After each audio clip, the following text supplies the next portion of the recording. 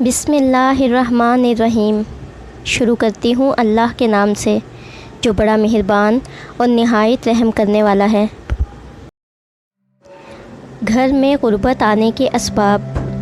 رشتہ داروں سے بدسلوکی کرنا، پھٹے ہوئے کپڑے جسم پر سینا، بغیر وضو کے قرآن پاک پڑھنا، قبلہ رخ پیر کر کے سونا، ٹوٹا ہوا سامان استعمال کرنا، مہمان آنے پر ناراض ہونا، آمدنی سے زیادہ خرچ کرنا، گھڑے میں منہ لگا کر پانی پینا، رات کو جھاڑو لگانا، مکڑی کا جالا گھر میں رکھنا، حالت جنابت میں حجامت کروانا، جلدی جلدی نماز پڑھنا، پھونک سے چراغ بجھانا، استنجا کرتے وقت باتیں کرنا، الٹا لیٹ کر سونا، بسم اللہ پڑھے بغیر کھانا شروع کرنا، قرآن مجید نہ پڑھنا، جوتا اور چپل الٹا دیکھ کر سیدھا نہ کرنا، فقیر سے روٹی یا کوئی چیز خریدنا، اندھیرے میں کھانا، اپنی اولاد کو کوسنا، لہسن اور پیاز کے چھلکے جلانا، پینے کا پانی رات میں کھلا رکھنا،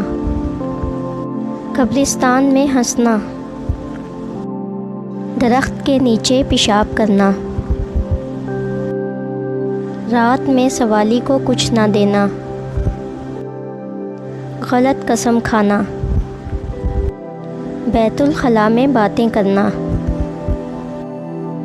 ہاتھ دھوئے بغیر کھانا کھانا،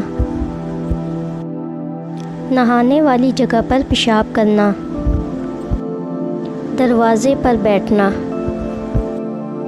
صبح سورج نکلنے تک سونا،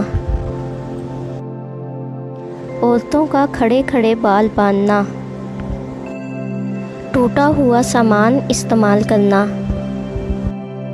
گھر میں کوڑا کرکٹ رکھنا، برے خیالات سوچنا، 40 دن سے زیادہ زیر ناف بال رکھنا، دانت سے ناخن کاٹنا، بائیں پاؤں سے پجامہ پہننا، ٹوٹی ہوئی کنگھی سے کنگھا کرنا، دانت سے روٹی کاٹ کر کھانا، کھڑے کھڑے پجامہ پہننا، مغرب اور عشاء کے درمیان سونا۔ آج کل تقریباً ہر انسان گھر میں روزگار میں بے برکتی سے پریشان ہے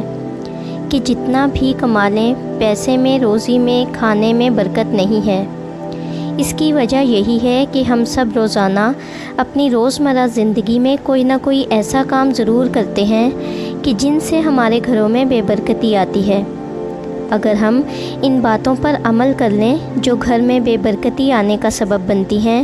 تو انشاءاللہ اللہ کے فضل سے ہم سب خوشحال ہو جائیں گے اور ہمارے گھروں سے بے برکتی ختم ہو جائے گی۔ اللہ پاک ہم سب کو ان باتوں پر عمل کرنے کی توفیق عطا فرمائے، آمین۔ اگر آپ کو ہماری ویڈیوز اچھی لگتی ہیں اور آپ نے ابھی تک ہمارا چینل سبسکرائب نہیں کیا تو برائے مہربانی چینل کو سبسکرائب کر دیں اور ویڈیو اچھی لگے تو ویڈیو کو لائک کر دیں۔ شکریہ۔